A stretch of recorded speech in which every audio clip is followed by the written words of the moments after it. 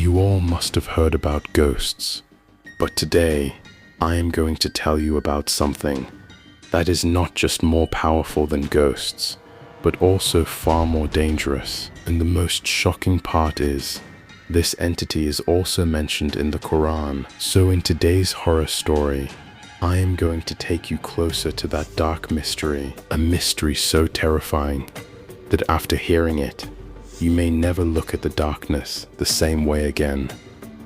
So now, let's begin today's story. I had a friend named Sam. He was never really great at studies, but when it came to sports, he was deeply passionate. That is exactly why he joined a cricket academy. And honestly, he was pretty good at cricket.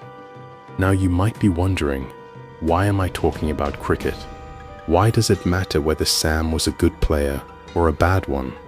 Well, you'll find that out as the story moves forward, because this very reason was about to drag him into an incident so terrifying that even Sam himself had never imagined something like this could happen to him. Sam was not only interested in sports, he also loved traveling. He had already explored almost every place around his area. And apart from sports, traveling was his biggest hobby. No matter how much he traveled, he never seemed to get tired of it. And honestly, Sam came from a rich family. He had everything: a car, a bike, pretty much all the freedom he wanted. So this time, on his 19th birthday, his family asked him a simpler question: "What do you want for your birthday?" And Sam replied, "I want to go on a trip, somewhere far away from my area." His family looked at him and said, "That's all you want?" And without much hesitation, they agreed. Sam was excited. He told his friends about the trip, and together they fixed a date. When the day finally came, a total of 8 boys were ready to leave. But here comes the shocking part. They had planned the trip without even deciding where they were actually going. Yes, they had no destination. So in the end, all of them made a simple plan. They decided to pick a long and good road, and just keep driving straight. They started their journey at around 9 in the morning. Everyone was laughing, joking, and enjoying every moment of the ride. They even stopped on the way a few times, just to eat something and relax. But as time passed, evening arrived, and slowly, even the night took over. It was almost 10 p.m. By then, all of them were completely exhausted. So after talking to each other, they decided it was better to stop somewhere ahead and rest. They checked the map, and according to it, there was a small town not too far away. So they made a final decision to stop there for the night. At first, it didn't seem like a bad idea. The town was small, quiet, and looked harmless enough from a distance. But the closer they got, the stranger it felt. The streets were lit, but empty. There were houses, a gas station, a diner with its sign still glowing red in the dark. But there were no people outside. No laughter, no traffic, no sound coming from the homes. It was like the whole town had gone still long before they arrived. One of Sam's friends joked that maybe everyone in that place just slept early. No one laughed very hard. After driving a little farther in, they spotted a motel near the edge of town. It was old, 2 floors high, with a flickering sign that looked like it hadn't been repaired in years. The kind of place you only stay at when you have no other option. But at that point, they were too tired to care. They parked their cars, stepped out, stretched their backs, and grabbed their bags. The air felt colder there than it should have.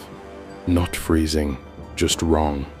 As Sam looked across the road, he noticed something else. A field, wide, dark, and completely empty. It stretched out beside the motel, like a patch of land no one wanted. There were no fences around it, no lights near it, just black open space disappearing into the night. One of the guys asked if that was a park. No one answered. They headed inside the motel lobby. The place smelled old, like dust, wet carpet, and something metallic buried underneath it. Behind the front desk sat an older woman. She barely looked up when they walked in. Sam asked for 2 rooms. She handed him the keys without a smile. Then, just as they were about to leave, she said, "Lock your doors tonight." The group went quiet for a second. One of Sam's friends laughed and said, "Why? Is this town dangerous or something?" The woman finally looked up, and in a voice so calm it made it worse, she said, "If any of you hear something outside after midnight, don't go looking for it." For a moment, nobody said anything. Then another friend smirked and whispered, "Great, creepy motel lady, perfect." The woman didn't react. She just slid the second key across the counter and added, "Keep the curtains closed." That should have been enough, but they were exhausted, hungry, and too confident to let a warning ruin the night. They went up to their rooms, dropped their bags, and for the next hour did what any group of 19-year-olds would do. They joked around, talked about the trip, argued over music, ate whatever snacks they still had left, and little by little, the tension faded. Until a little after midnight, Sam was lying on his bed, half awake, staring at the ceiling, when he heard it tap, tap, tap. At first, he thought it was one of his friends in the other room messing around, but the sound kept coming, slow, even, deliberate, like something repeating the same motion over and over again. Sam sat up and listened harder. The others in the room were asleep now, or at least pretending to be, but Sam couldn't ignore it. There was something familiar about the rhythm, something almost athletic, like the sound of a ball hitting pavement in the distance, over and over again. He got out of bed and looked toward the window. The curtains were shut, and for a few seconds, he just stood there, listening. Tap, tap, tap. Finally, Sam reached out and pulled the curtain back just enough to see outside. The parking lot was empty. The highway beyond the motel was empty too. But near the far side of the road, right where the field began, there was someone standing there. A figure, tall, still, facing the motel. Sam froze. At first he thought maybe it was just one of his friends outside trying to freak him out. But the longer he looked, the less human it felt. It wasn't moving, not even a little. No shifting weight, no turning, no sign of breath. This time Sam noticed something that made his chest tighten. The sound wasn't coming from the figure. It was coming from somewhere deeper in the field. 5. Like something out there in the darkness was moving closer. Sam stepped back from the window and grabbed his phone. 12:11 a.m. He looked outside again. The figure was closer now. Not by much, but enough. Sam's throat went dry. He looked down at his phone one more time. 2:46 a.m. He blinked. His grip tightened around the phone. He had no memory of those missing hours, no sound, no dream, no moment of sleep, just time gone. That was enough. Sam woke the others up fast, his voice shaking as he told them what he saw. At first they thought he was joking. Then they saw his face. They all went to the window. The field was empty. The road was empty. But from somewhere far out in the dark, they heard it too. Tap, tap, tap, and none of them slept after that. The room stayed silent for the rest of the night. No one joked anymore. No one touched their phones. No one even tried to explain what they had heard. They just sat there, waiting for morning. When the sky finally began to lighten, the tension in the room didn't disappear. If anything, it got worse, because now everything from the night before felt real. The missing time, the figure near the field, that strange tapping sound from somewhere deep in the dark, and the fact that all 8 of them had heard it.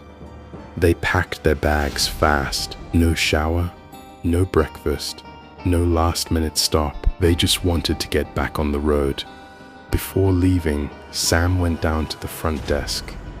The old woman was already there, sitting in the exact same position, like she had never moved. Sam stood there for a second, then asked her the question that had been eating at him all night. What was out there?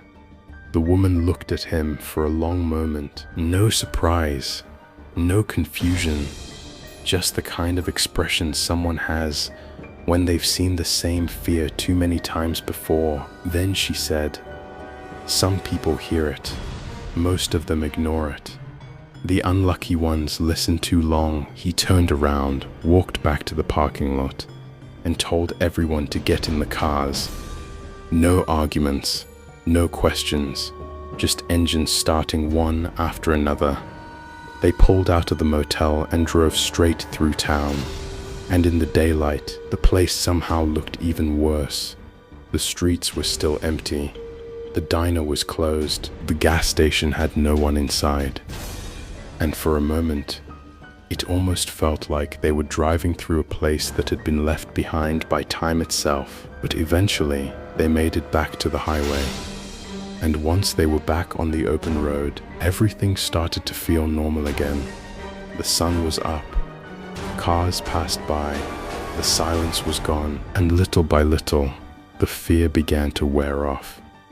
One of the guys even laughed and said maybe they had all just freaked themselves out. And for a while, that almost made sense. Until later that evening, after they got back, the group started checking their phones. They were looking through pictures, videos, map history, just going over the trip like people normally do after a long drive. That was when one of Sam's friends noticed something strange. There were no photos from the motel. Not one. They all remembered taking some. In the parking lot, near the cars. Even one quick shot of the motel sign. But every single file from that part of the night was gone. At first they thought maybe the phones had glitched. But then Sam opened his Maps app. He wanted to check the route to prove to himself that the town had been real. He zoomed in on the highway they had taken, and there was nothing there. No stop marked on the route. No motel. No town. It was as if they had driven straight through the night without ever leaving the road. Sam checked again. Then again. He switched apps, checked old map data, even typed in nearby road names from memory. Nothing. No record, no location, no trace that the place had ever existed. Over the next few days, Sam became obsessed. He searched county maps, old travel forums, archived road posts, anything that could prove that small town was real. But every search led nowhere. It was like the road had opened for one night and then sealed itself shut again. And after that trip, Sam changed. Not in some dramatic, obvious way. He still talked, still went out, still acted normal around people, but there was always something off about him after that. He got distracted easily. He hated silence. And sometimes, in the middle of a conversation, he would suddenly stop and look toward the nearest window as if he was listening for something. At first, none of us thought too much about it. We figured he was just tired, or that the trip had messed with his head. Until one night, months later, I got a voice message from him. It was sent at 2:17 in the morning. No text, no explanation, just a voice message. When I played it, for the first few seconds I heard nothing. Then, tap, tap. tap, and after that, I heard Sam breathing, fast, uneven, terrified. Then, in a whisper so low I almost missed it, he said, "It followed me home." And after that, he never sent another message again. And to this day, whenever I hear a sound repeating in the dark, I never look outside.